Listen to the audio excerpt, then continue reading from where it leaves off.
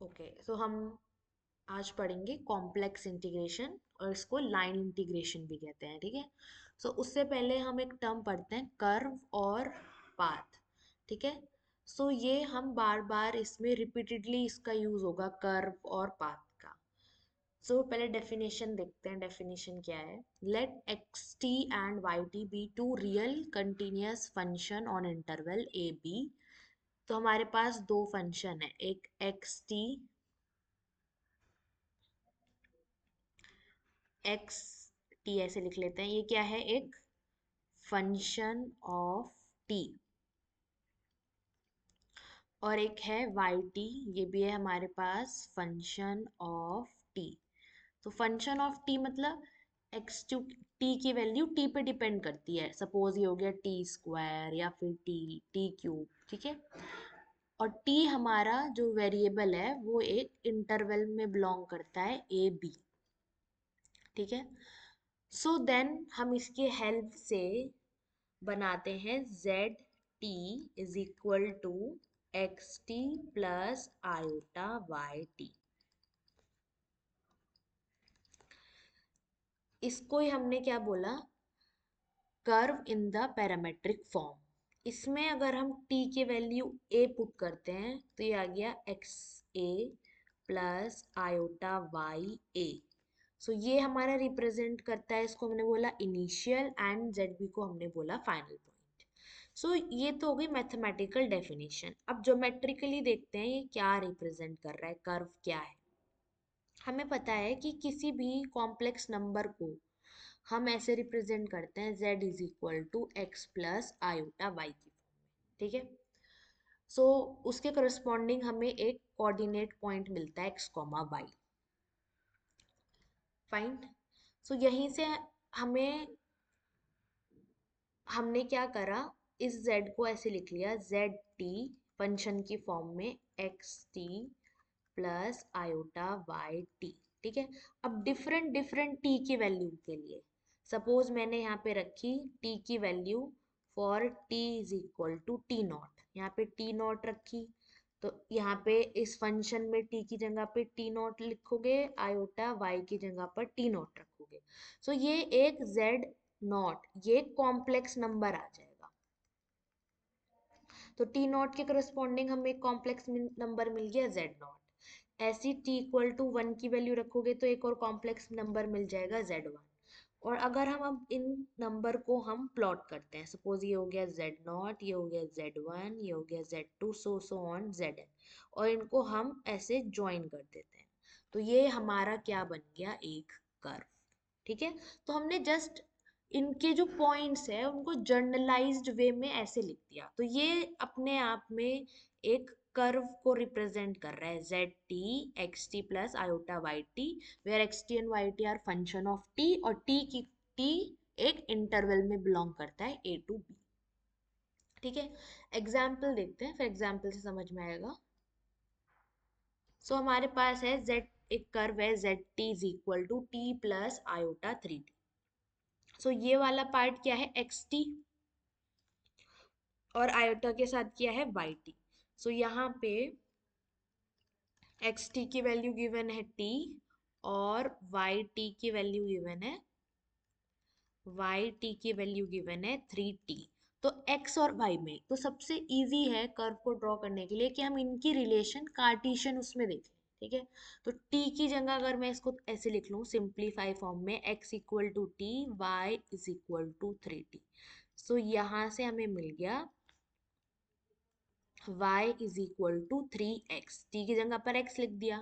तो एक्चुअली में ये जो कर्व है ये कार्टेशियन प्लेन में एक लाइन रिप्रेजेंट कर रहा है, y is equal to three x. तो हम ये लाइन ड्रॉ कर लेते हैं,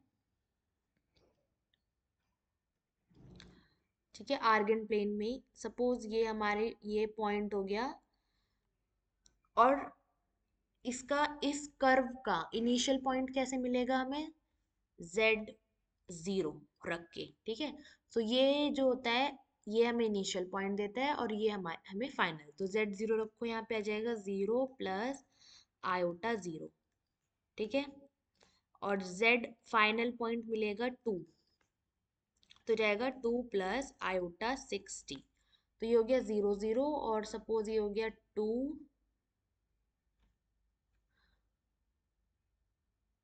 समवेयर हियर दिस। तो ये हो गया 2 प्लस, सपोज ये हमारा 6 है, तो ये हो गया 2 प्लस, यहाँ पे टी नहीं आएगा, 2 प्लस आयोटा 6। सो ये हमारी लाइन जा रही है, ठीक है, इस पॉइंट से 0 0 से यहाँ तक, ये है हमारा कर्व। ठीक है, अब हमें कर्व की डायरेक्शन भी स्पेसिफाई करनी है। तो इंक्रीजिंग वैल्यू हमें देखनी है, टी की इंक्रीजिंग, टी की वैल्यू 0 1 2 ऐसे बढ़ती जा रही है ना, और तो एक्स की भी। तो ये हमारी डायरेक्शन हो गई कर्व की। ठीक है, चलो नेक्स्ट कर्व देखते हैं। तो सबसे सिंपल है कि उसको कार्टेशियन प्लेन में ड्रॉ कर लो, वही सेम आर्गन प्लेन में वो कर्व को डिनोट करेगा। चलो ये तो यहाँ से हमारे पास x हो गया t, और यहाँ से y हो गया टी स्क्वायर। तो ये रिप्रेजेंट कर रहा है y is equal to x square. तो ये एक पैराबोला को रिप्रेजेंट कर रहा है, पर ये फुल पैराबोला को नहीं रिप्रेजेंट कर रहा। t की कोई रेंज है, x की रेंज, t की रेंज अगर 0 to 1 है और t हमने x माना हुआ है, तो x की क्या रेंज है हमारी, 0 से 1। ठीक है, चलो तो इसको ड्रॉ करो। तो ये एक अपवर्ड पैराबोला बनेगा। ये सपोज पॉइंट हो गया 0 0, और ये पॉइंट हो गया हमारा 1 1, राइट। सो ये रहा,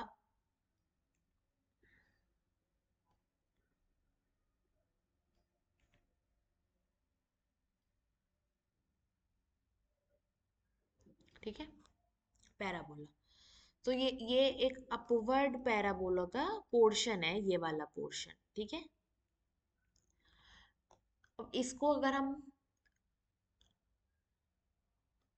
आर्गन प्लेन में बना रहे हैं, सो ये वाला पॉइंट हो जाएगा हमारा 1 प्लस आयोटा 1, और ये वाला पॉइंट हो जाएगा 0 प्लस आयोटा 0। ये इसकी हो गई डायरेक्शन। तो ये इनिशियल और ये इसका टर्मिनल पॉइंट है। वो कैसे मिलेगा, z 0 रख के एंड z की जगह पर, t की जगह पर 1 रख के, 1 प्लस t।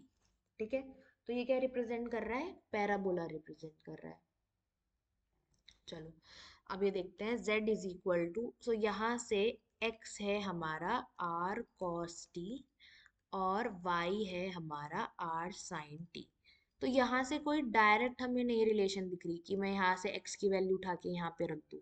सो अगर हम यहाँ पे x स्क्वायर करें तो यह आ जाएगा r square cos square theta. यहाँ से y स्क्वायर करें तो यह आ जाएगा r square sin square theta, और उनको ऐड कर दें तो आर स्क्वायर, ठीक है, cos square theta plus sine square theta 1 होता है। सो ये जो है ये हमें रिप्रेजेंट कर रहा है, ये एक circle centre at origin and radius radius r. So ये हमें एक रिप्रेजेंट कर रहा है circle centre at origin and radius r. Okay, पर अब टी देखो, जो ये टी है ये हमारा जा रहा है 0 से 2 पाई। ठीक है, टी हमारा जा रहा है 0 से 2 पाई। तो ये हमारा क्या हो गया, यहाँ पे टी जो है वो रिप्रेजेंट कर रहा है इसका एंगल। ठीक है, ये पोलर कोऑर्डिनेट्स हैं एक्चुअली में। तो 0 से 2 पाई मतलब यहाँ पे 0 एंगल, और ये शुरू हुआ,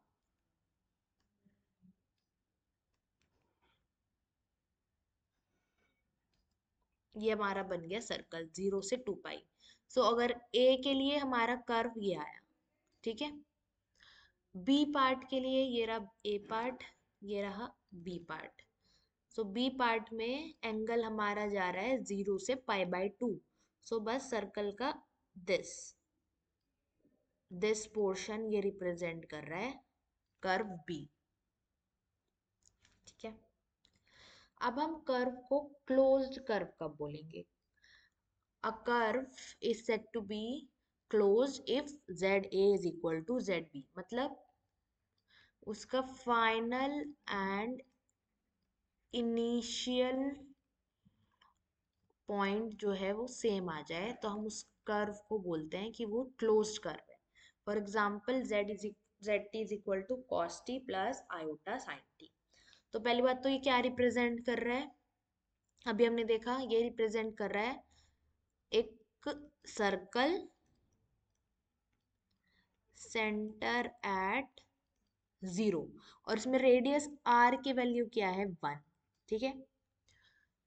अब z एट 0 पे वैल्यू निकालो उसकी। z एट 0 पे वैल्यू भी 0 आ रही है। z एट 2 पाई पे वैल्यू निकालो। cos 2 पाई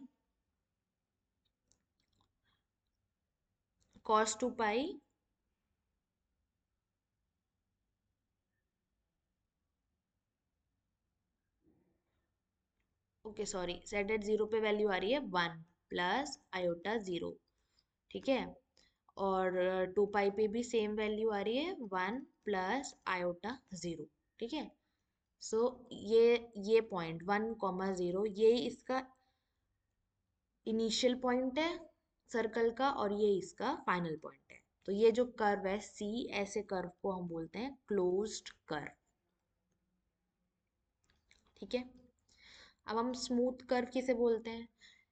सी हमारे पास एक कर्व गिवन है तो सिंपल हमें जो उसके अंदर याद रखना है वो ये है कि एक कर्व को हम ऐसे रिप्रेजेंट करते हैं z t is equal to x t plus iota y t, where t कोई इंटरवल में बिलोंग करता है। ठीक है। और हमें कर्व को ड्रॉ करने के लिए हम एक्स वाई की कार्टेशियन प्लेन में क्या इक्वेशन आ रही है वो बना लेते हैं। ठीक है। तो अगर हम इसको स्मूथ कर्व कब बोलेंगे? अगर हम उसका डेरिवेटिव करें z डैश टी जो कि इक्वल होता है x dash T plus iota y dash T, ये एग्जिस्ट करे और ये किसी भी पॉइंट पर इंटरवल के जीरो ना आए। तो अगर सिंपल वे में मैं बोलूं कि इसके पास कोई स्मूथ होना चाहिए लाइक दिस। ठीक है। ये जो हो गया ना दिस, ये स्मूथ नहीं है, इसके अंदर एक ये ऐसा पॉइंट आ रहा है। ठीक है। तो ये हमारा एक स्मूथ कर्व नहीं है।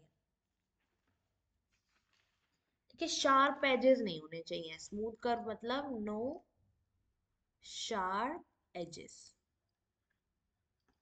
ठीक है। अब हमारे पास आता है पीस वाइज स्मूथ कर्व। तो पीस वाइज स्मूथ कर्व क्या होता है?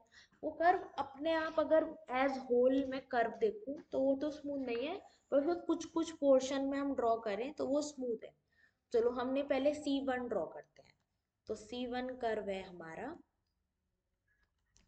क्या है? 0 प्लस आयोटा टी।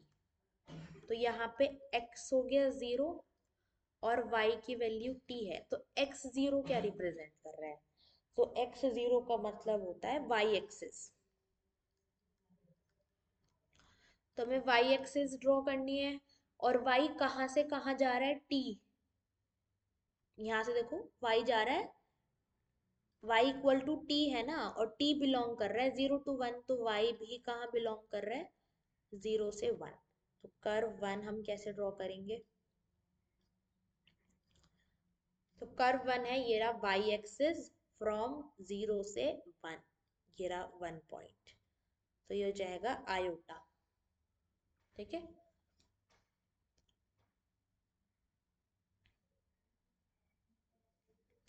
सो कार्टेशियन में मैं कर लेती हूँ, ये हो गया 0, 1। ठीक है।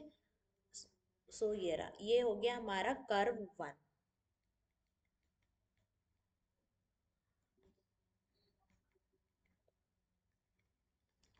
चलो कर्व 2 देखते हैं। कर्व 2 है हमारा, यहाँ से देखो ये होगी x की वैल्यू, x हो गया t, और ये हो गई y की वैल्यू, y हो गया 1। तो y इक्वल टू 1 की कौन सी लाइन होती है? Line parallel to x axis passing through y। तो ये हो गई हमारी line y is equal to 1 वाली लाइन। ठीक है। पर ये कहाँ से कहाँ तक, x कहाँ से कहाँ वेरी करेगा? x t है तो t वेरी कर रहा है 0 to 1। सो सिंपल, ये रहा 0, ये रहा 1, तो ये कर्व यहाँ तक जाएगा। ठीक है, ये हो गया कर्व 2। ठीक है, सो जो हमारा कर्व सी है ये दो कर्व से मिलके बना हुआ है, C1 एंड C2, जो कि दोनों ही स्मूथ कर्व है। ठीक है, तो सिंपल हमें क्या करना है, हमें देखना है y क्या है, x क्या है, उसको जैसे कार्टेशियन में ड्रॉ करते थे वैसे ड्रॉ कर लो। यहाँ पे x y इक्वल टू 1, ये लाइन हो गई y इक्वल टू 1, और बस x वेरी कर रहा है, तो x इक्वल टू t है, तो कैसे वेरी कर रहा है, 0 to 1, तो बस यहाँ पे 0 to 1 इसकी ये हो गई and point and starting point. चलो उसके ऊपर क्वेश्चंस देखते हैं। ओके, सो अब आता है कॉम्प्लेक्स इंटीग्रेशन। तो अभी हमने कर्व तो सीख लिया कि कर्व क्या होता है। सी, हमें एक कर्व गिवन है, स्मूथ कर्व टी पे, एफ जेड कोई भी एक कॉम्प्लेक्स फंक्शन गिवन है। सो हम डिफाइन करते हैं, हम बोलते हैं ऐसे, integration of f z, integration of z f z along path c. So कैसे लिखते हैं, integration of f z along path c. तो ये हमारा इक्वल होता है, z की जगह पर जो जेड टी कर्व है वो सब्स्टिट्यूट करो, इनटू डेरिवेटिव डी टी, और t की जो लिमिट है a टू b, इसको हम क्या बोलते हैं, लाइन इंटीग्रल और कॉम्प्लेक्स इंटीग्रल। ठीक है, so integration of f z along path c. अब इसकी प्रॉपर्टीज क्या होती हैं,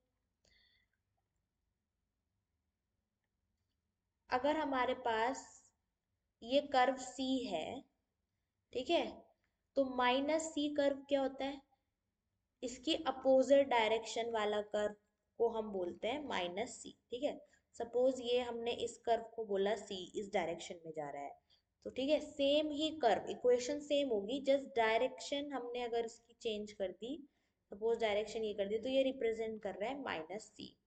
सो integration along c f z, अगर हम कर्व की डायरेक्शन चेंज कर दें तो हमारे पास माइनस का साइन आ जाता है बाहर। ठीक है,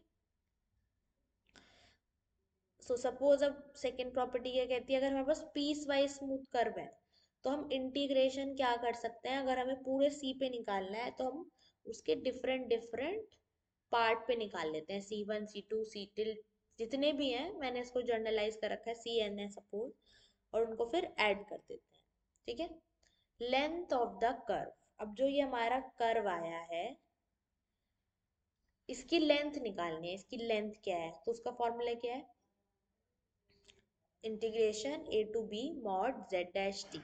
अब मॉड z डैश t क्या होता है, पहले देखो, z डैश t होता है x dash t plus iota y dash t, तो उसका मॉड्यूलस क्या हो जाएगा, under root x dash t का square plus y dash t का स्क्वायर। ठीक है, अगर हमारा कर्व क्लोज्ड है सी, अगर हमारे पास एक क्लोज्ड कर्व गिवन है, तो ये जो हमारी नोटेशन है, ये दिस इंटीग्रेशन को हम ऐसे चेंज कर देते हैं। तो अगर ये वाला इंटीग्रेशन साइन है, बीच में ये सर्कल है, तो ये रिप्रेजेंट कर रहा है एक क्लोज्ड कर्व। ठीक है, चलो उसके ऊपर क्वेश्चंस देखते हैं कैसे क्वेश्चंस आते हैं। तो सबसे पहले evaluate integral c z minus one d z where, हमें ये कर्व गिवन है। ठीक है, तो हमें पता है कि जो integration D F Z D Z जो होता है वो हमारा इक्वल हो गया, एफ जेड की जगह पे हमें रखना है z T, Z dash T into d t. ठीक है, और यहाँ पे टी की लिमिट्स, ये इंटीग्रेशन टी में चेंज हो गया तो टी हो गया 0 1। तो हमें इसके लिए सबसे पहले जेड डैश टी निकालना है। सो यहाँ से हमारा जेड डैश टी इक्वल हो गया, टी का डेरिवेटिव 1 प्लस आयोटा 2t। ठीक है, सो ये जो हमारा इंटीग्रेशन है z minus one d Z, ये इक्वल हो गया 0 to 1 z की जगह पर हमें zt रखना है, ठीक है। तो zt की वैल्यू क्या है? एक यहाँ पर F Z into F Z T का क्या मतलब होता है? जहां जहां जेड आ रहा है ना, वहां वहां जेड टी की वैल्यू रख दो। जेड की जगह पर जेड टी रखना है, तो जेड टी की वैल्यू है t plus iota t square, ये हो गया z minus one into z dash t one plus iota two t into d t. ठीक है, मल्टीप्लाई करो अंदर, 0 to 1 t plus iota two t square. तो टी की मल्टीप्लाई करी 1 में, टी की मल्टीप्लाई करी आयोटा टू टी में। अब आयोटा टी स्क्वायर की मल्टीप्लाई करो, iota t square plus iota cube two t cube. अब -1 की मल्टीप्लाई करो, -1 माइनस आयोटा टी, ये हो गया डी टी। सिंप्लीफाई करो, t plus iota two t square plus iota t square, एक मिनट, टी की मल्टीप्लाई करी आयोटा टी स्क्वायर, यहाँ पे क्यूब नहीं आएगा, आयोटा स्क्वायर आएगा। ये आयोटा स्क्वायर इज -1, तो ये गया two t cube -1 minus iota two t. अब एक काम करते हैं, वैसे भी हम इंटीग्रेट कर सकते हैं पर थोड़ा सिंप्लीफाई हो जाता है। हम इमेजिनरी वाले पार्ट और रियल प्योर वाले पार्ट अलग अलग करके लिख लेते हैं। तो ये हो गया 0 to 1। यहाँ पे आ गया t two t cube and -1, ठीक है। टी -2t³ -1 एक साथ प्लस आयोटा कॉमन लेके यहाँ पे हो गया 2t² प्लस t², 3t²। ठीक है, ये है ना 2t² प्लस आयोटा। चलो, अब एक बचा ये रहा -2t, आयोटा कॉमन ले लिया इंटू डी टी। अब सेम जैसे हम रियल में करते थे वही सेम इंटीग्रेशन है पॉलिनॉमियल का। इंटीग्रेट करो, t का इंटीग्रेशन t² बाई 2 -2 t³ का t4/2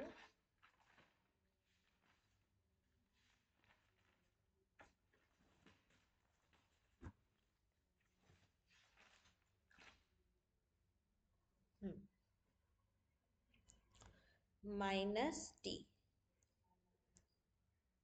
ये हो गई हमारी limit 0 to 1 plus iota 3t³ by 3 -2t² by 2 limit 0 to 1, 0 से 1 लिमिट। चलो, तो 1 रखो तो ये आ गया 1/2, 2 से 2 कैंसिल, 1 -1, 0 रखोगे तो सब 0 हो जाएगा, प्लस आयोटा 3 से 3 कैंसिल, 1 रखोगे 1, 2 से 2 कैंसिल, ठीक है। तो 1 -1, तो ये तो 0 हो गया, तो ये बचा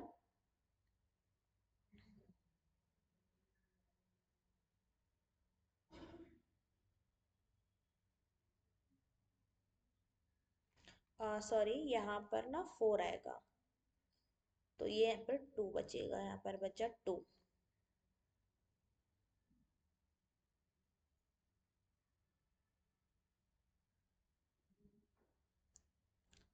ठीक है, ये कैंसिल, यहाँ पर बचा -1 आंसर। सो अगर हम इस कर्व को अगर ड्रॉ करना चाहें तो ये कर्व क्या है? ठीक है, सो यहाँ पर ड्रॉ करके देखते हैं।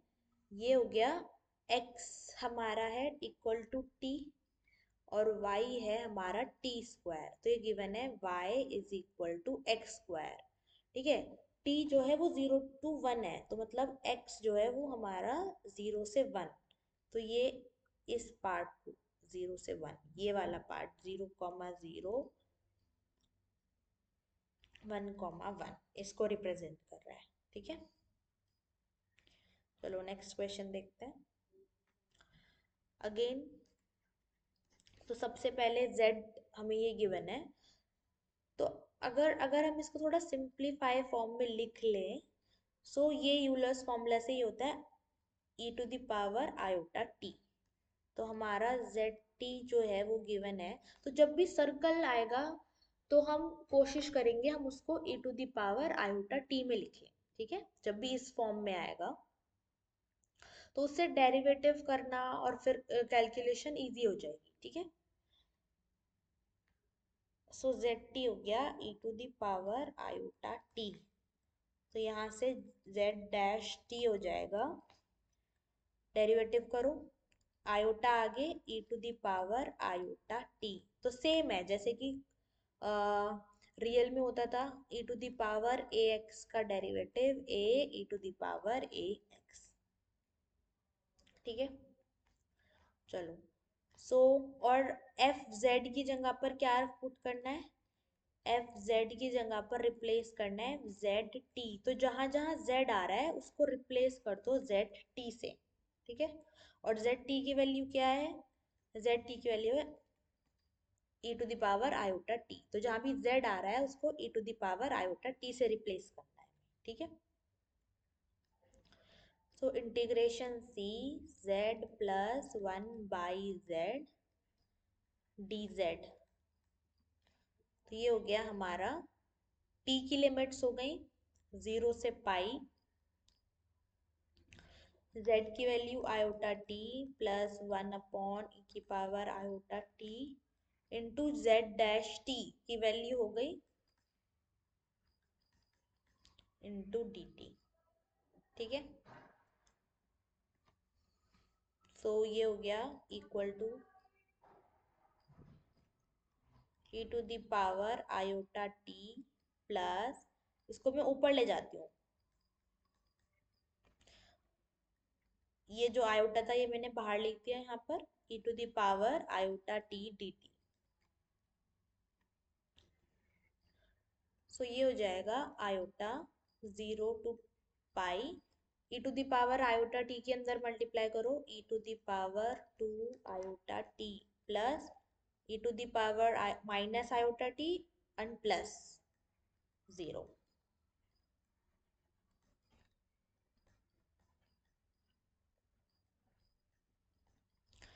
So e⁻2i/t plus 1 into dt। करो इंटीग्रेशन, तो e⁻2i/t। अब यहाँ पर इंटीग्रेशन में जो कांस्टेंट होता है वो डिनोमिनेटर में आता है 2 आयोटा प्लस t 0 से 2 आयोटा।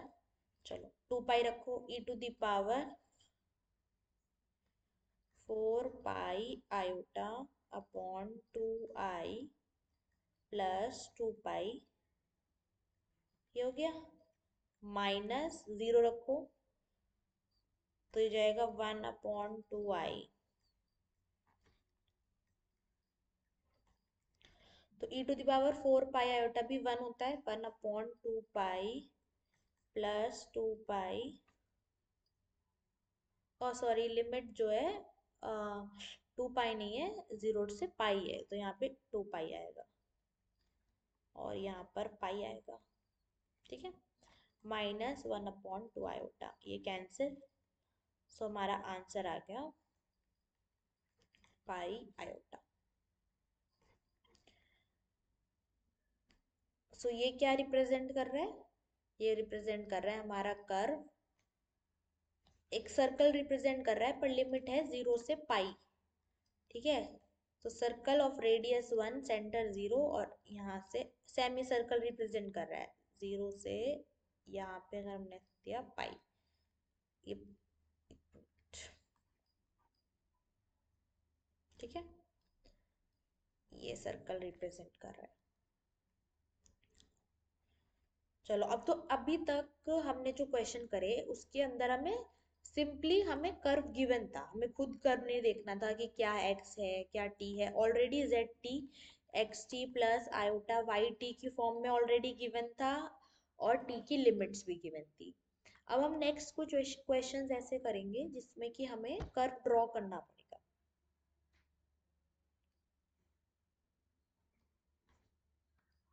चलो, सो ये एक प्रीवियस ईयर क्वेश्चन है, देखते हैं कैसे करते हैं। ठीक है, so integrate real part of z along the line 0 to 1 plus 2 iota। अब इन्होंने सीधा कर्व दे दिया, अब हमें खुद वो इक्वेशन, पैरामेट्रिक इक्वेशन बनानी पड़ेगी। ठीक है, तो सब हर उसमें हम क्या करेंगे, पहले इसको कार्टेशियन प्लेन में देखेंगे। तो ये 0 क्या पॉइंट रिप्रेजेंट कर रहा है, 0 टू 0, और ये 1,2। तो ये एक लाइन है 0 से 1 2। तो हमारे पास इक्वेशन ऑफ लाइन क्या होती है, पासिंग थ्रू 0,0 टू, ऐसे कर लेते हैं 1,2। ठीक है, सो इसका फॉर्मूला आप देख सकते हैं, ये हो गया y माइनस y1, तो y1 हो गया 0, then y2 minus y1 2, x2 minus x1 1, x minus 1 0। तो ये आ गई y equal to 2x line. ठीक है, सो ये जो लाइन है ये रिप्रेजेंट करती है हमारी simple y is equal to 2x line को रिप्रेजेंट करती है। तो यहाँ से अगर हम लेट कर लेते हैं x को t, तो हमारा y हो जाएगा 2t। ठीक है, और हमें t की लिमिट चाहिए, तो t किसके इक्वल है, x के इक्वल है। तो x की लिमिट क्या है, x जा रहा है 0 से 1, राइट, x वाले कोऑर्डिनेट। तो और t की जो लिमिट्स जा रही हैं वो जा रही हैं 0 से 1। फाइन, तो अब इस इंफॉर्मेशन के साथ हम पूरी पैरामेट्रिक फॉर्म लिख सकते हैं। तो यहाँ से हमारा कर्व सी जेड टी हो गया, x को हमने लेट करा है t plus 2t iota where t belongs to 0 से 1। ठीक है, अब हमारा जो एफ जेड है वो गिवन है real part of Z. So real part of Z का हमने फॉर्मूला लिखा था, वैसे तो रियल पार्ट ऑफ जेड होता है एक्स, जेड होता है एक्स प्लस आयोटा वाई, तो उसका रियल पार्ट होता है एक्स। और यहाँ से जब हम z की जगह पर zt पुट करेंगे, z की जगह पर हम zt पुट करेंगे, तो इसके अंदर तो y वाला कुछ है ही नहीं, तो सिंपल xt पुट करना है। तो xt की वैल्यू क्या है, t। ठीक है, और दूसरा अगर x से कंफ्यूजन हो रहा है तो हमने एक और फॉर्मूला पढ़ा था रियल पार्ट ऑफ z का, z प्लस z बार बाय 2। ठीक है, सो यहाँ से integration F Z D Z जो है वो इक्वल हो जाएगा integration F Z T into z dash t d T. 0 to 1, तो z की जगह पर जेड टी रखना है, तो 1 plus 2t iota minus Z T का बार t minus 2t iota upon 2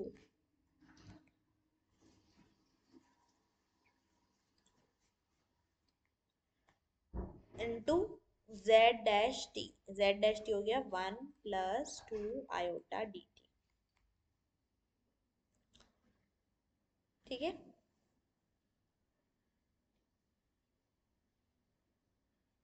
सो यहाँ से हम जब अंदर माइनस की मल्टीप्लाई करेंगे, सॉरी ये बीच में प्लस का साइन है, सो ये कैंसिल हो जाएगा। सो एक बार मैं इसको थोड़ा सा रब कर देती हूँ।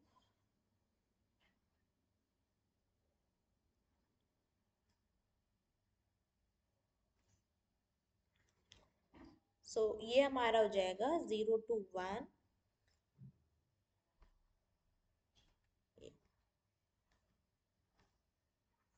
यहाँ पर भी 1 आएगा।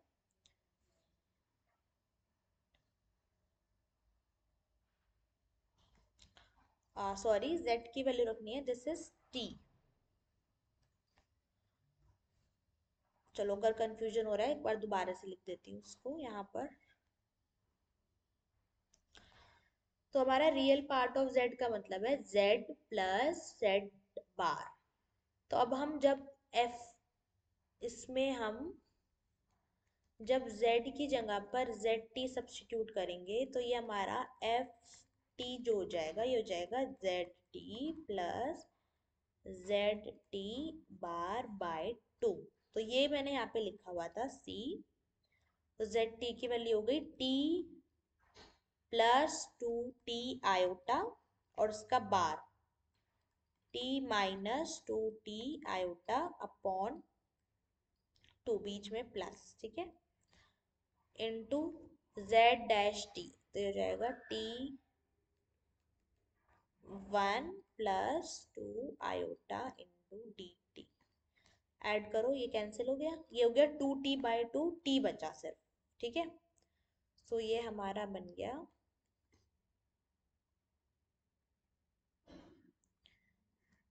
इंटीग्रल c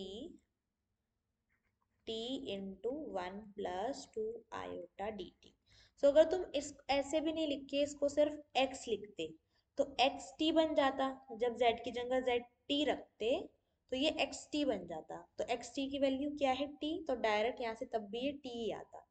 और अब देखो t की लिमिट्स क्या है, 0 से 1।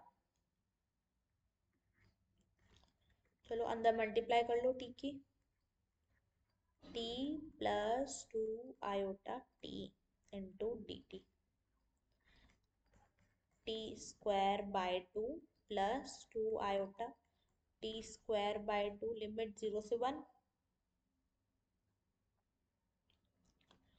तो 1 रखो, 1/2, ये 2 से 2 cancel, plus iota, answer.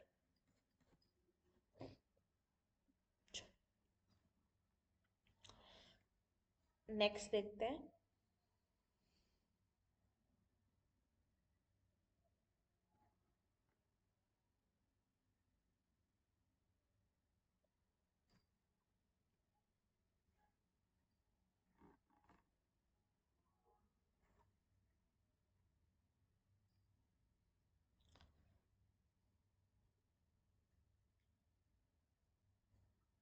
Okay, सो क्या क्वेश्चन है, evaluate the line integral where C is the boundary of a triangle with vertices। ठीक है, तो वह vertices given है, तो अगेन वर्टिसेस के करस्पॉन्डिंग कोऑर्डिनेट लिख लो, 0 0 0 प्लस आयोटा 0, 1 -1 प्लस आयोटा हो गया -1 प्लस -1, 1। ठीक है, चलो तो इसको पहले हम प्लॉट कर लेते हैं।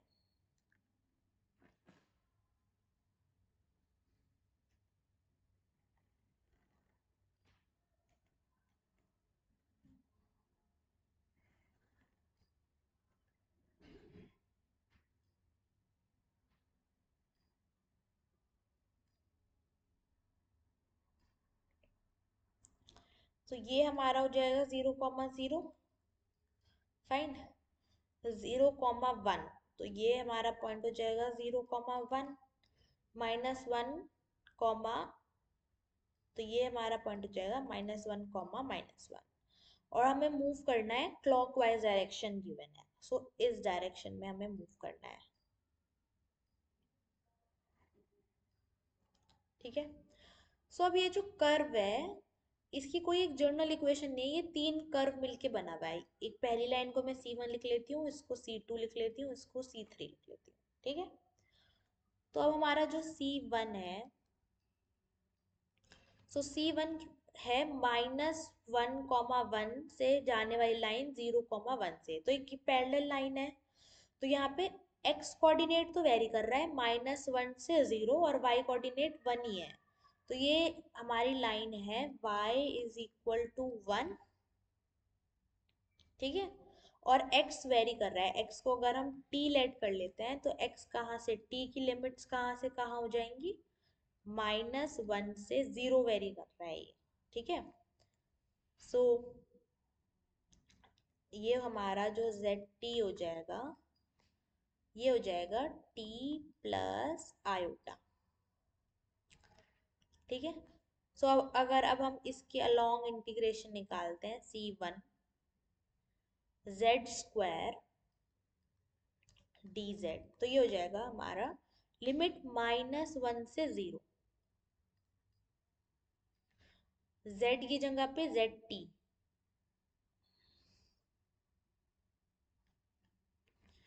सो t plus iota square into z dash t, 1 t का डिफरेंशिएशन 1 और आयोटा ये हो गया 0, तो हो गया 1 dt। अब हम इसको कैलकुलेट कर सकते हैं, इसका स्क्वायर खोलो, -1 टू 0, टी स्क्वायर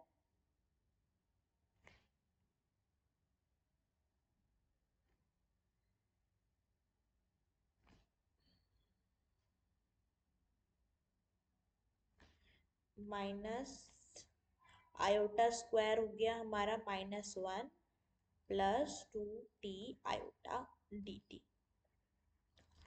ठीक है। तो ये कैलकुलेशन पोर्शन में तुम आपके लिए छोड़ रही हूँ, ठीक है, प्रैक्टिस करो।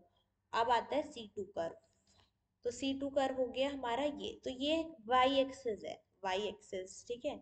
तो y एक्सिस की इक्वेशन होती है x इज इक्वल टू 0, और y वेरी कर रहा है, x तो 0 से 0 ही जा रहा है ना, y वेरी कर रहा है 1 टू 0, तो y को अगर मैं t लेट कर लेती हूँ, ठीक है, y को t लेट कर लो, तो यहाँ से zt हो गया हमारा 0 प्लस आयोटा t, ठीक है। और जो उसकी लिमिट्स हैं, curve C2 z square dz, सो ये हो गया हमारा हमारी जो लिमिट्स हैं वो जा रही हैं 1 से 0, तो ये डायरेक्शन जो है ये इम्पोर्टेंट है, ठीक है। लिमिट्स जो हमारी जा रही हैं 1 टू 0 जा रही है, ना कि 0 टू 1। z की जगह पर zt, तो iota t square into z dash t, तो ये हो जाएगा iota into d t. So ये कैलकुलेट करेंगे, देन अब आता है हमारे पास कर्व 3, तो कर्व 3 ये लाइन है, तो ये जो लाइन है ये पास होने वाली लाइन है 0 0 से -1, सो हम ये देखेंगे ये लाइन होगी y इक्वल टू -x की, राइट। तो यहाँ पे अगर हम x को t लेट कर लेते हैं तो y हो जाएगा -t, तो ये हमारा zt हो जाएगा, x को हमने t लेट कर लिया, और yt हो जाएगा हमारा -t, ठीक है। ये क्वेश्चन भी इम्पोर्टेंट है, PYQ। एक ही क्वेश्चन से हमने कितना कुछ सीख लिया, 3 लाइन की क्वेश्चन, ठीक है। और t जो वेरी कर रहा है हमारा, t हमने किसको लेट करा है, x को लेट करा है ना। तो हम देखेंगे कि x कैसे वेरी कर रहा है, एक मिनट, ये एरो ऐसे हो गया, ठीक है, क्लॉकवाइज।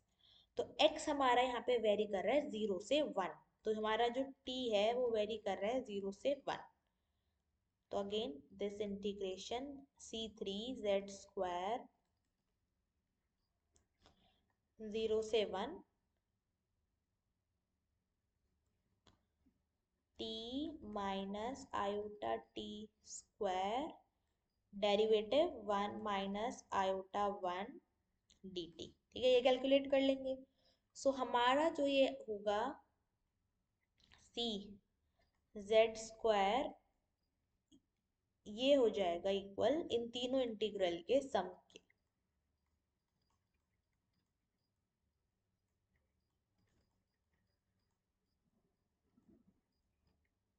ठीक है।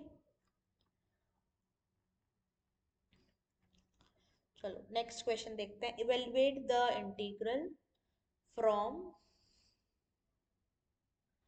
z इक्वल टू 0 से z equal to 2 plus 4i along the parabola.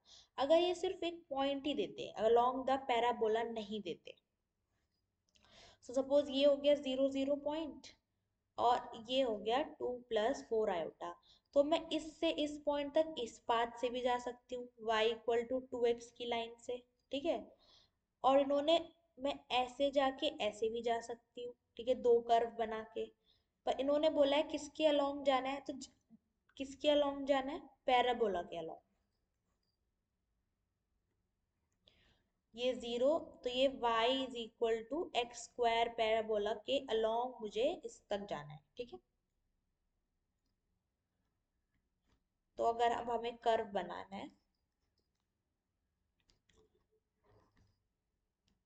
ZT, सो अगर मैं लेट कर लेती हूँ x को t लेट कर लेती हूँ मैं, तो y equal to t square हो जाएगा, ठीक है। तो हमारा एक कर्व बन जाएगा t plus iota t square, where t varies from, ये हो गया 0 0 पॉइंट, ये हो गया 2, 4 पॉइंट।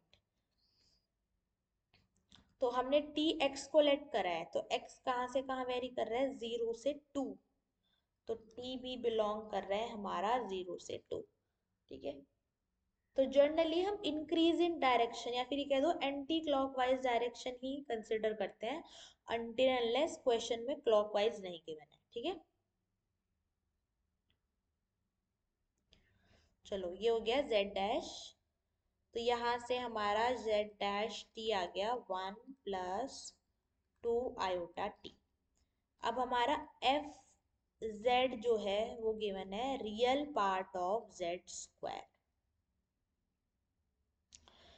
तो real part of z square क्या हो जाएगा, सो जेड स्क्वायर, जेड होता है x plus iota y, so z square हो जाएगा x plus iota y square, that is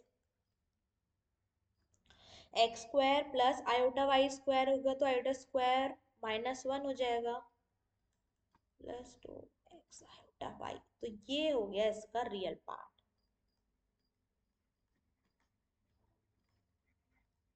ठीक है। X square minus y square, ये होगा इसका रियल पार्ट। सो हम हमें इंटीग्रेशन सी करना है x square minus y square d t, sorry d z. So जहाँ पर z है तो यहाँ वहाँ पे जेड टी पुट करना है, तो यहाँ पे z नहीं है, तो हम x की जगह पर एक्स टी और y की जगह पर वाई टी पुट करते हैं, ठीक है। सो यहाँ से हमारे पास x की वैल्यू है टी स्क्वायर माइनस y की है टी स्क्वायर का स्क्वायर, लिमिट जा रही है 0 से 2, z डैश टी हो गया 1 plus 2 iota t t t, so t square minus t to the power 4 1 plus 2 iota t d t, multiply करो, t square plus 2 iota t cube t to the power 4 5 d T,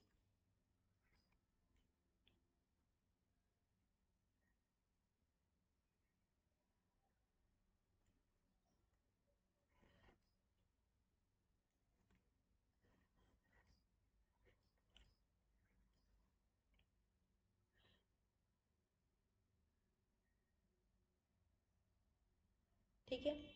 तो real part में अगर एक साथ लिख लेती हूँ,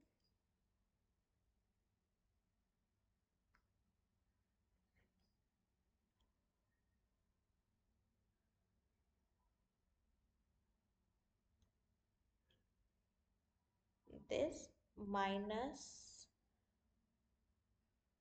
plus iota बाहर ले लिया मैंने, तो 2t³ माइनस 2t⁵ सो ये हो गया हमारा t³/2 minus t⁵/5/5 plus iota 4/4 minus 2⁵/6/6 so 2 to the 4 8/2 minus 2 to the 4 4 to the 8 is 16 32/5 plus iota तो यहाँ पे बचा 2 16/2 यहाँ बचा 3 t⁶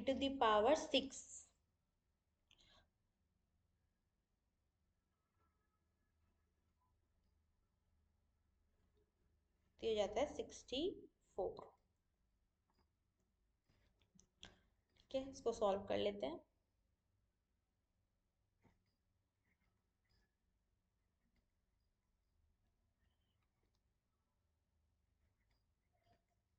plus iota 3 6 18 minus 12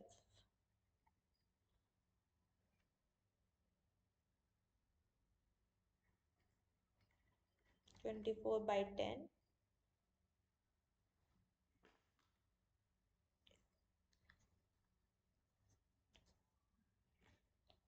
so 48 minus 128 ये हो गया माइनस 80 आयोटा 80/6 सो इसको थोड़ा सिंप्लीफाई कर लेते हैं माइनस 12/5 माइनस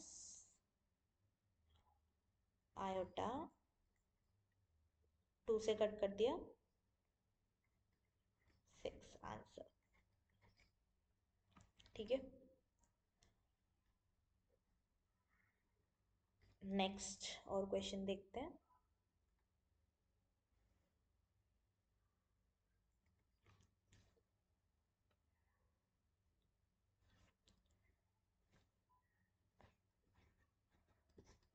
सो इसके अंदर पीस वाइज कर्व गिवन है। ठीक है, C1 एंड C2। सो हम इसको हम ऐसे लिख सकते हैं integration x² plus iota y² dz को C1 x² plus iota y² dz plus C2 x² plus iota y² dz। ठीक है, तो अब अगर हम इस कर्व को ड्रॉ करते हैं C1 तो C1 हमारा कर्व गिवन है t प्लस आयोटा t।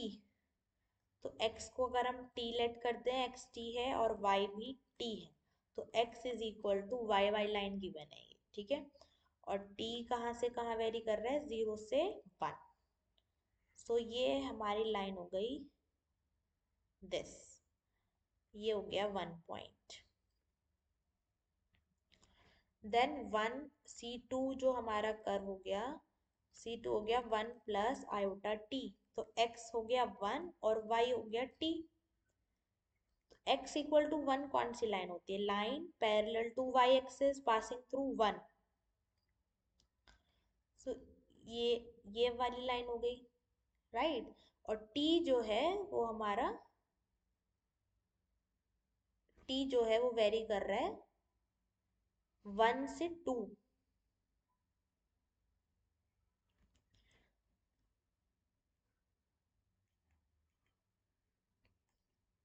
तो ये 1 पॉइंट है हमारा और यहाँ पे से 2 पॉइंट हो गया तो ये वाली लाइन हो गई जो x इक्वल टू 1 से जाने वाली लाइन है। पर हमारा जो रिक्वायर्ड पोर्शन है वो है इसका t जो है वो 1 से 2 वेरी कर रहा है। सो ये हो गया हमारा C1 और ये हमारा कर्व हो गया C2। ठीक है, तो C1 के लिए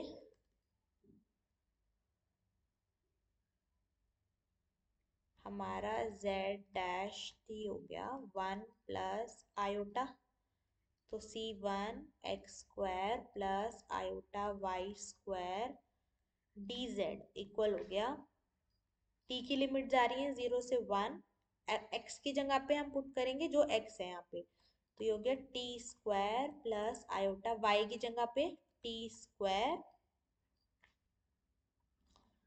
1 प्लस आयोटा इंटू dt। ठीक है, इसको सॉल्व कर लेंगे। Then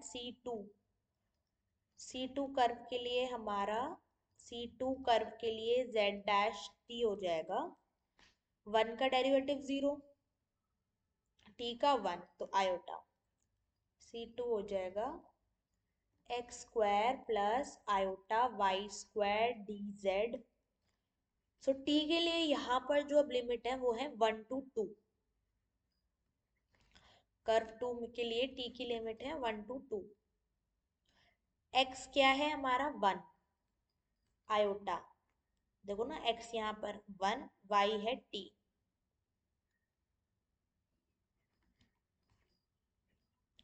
into z dash t d T.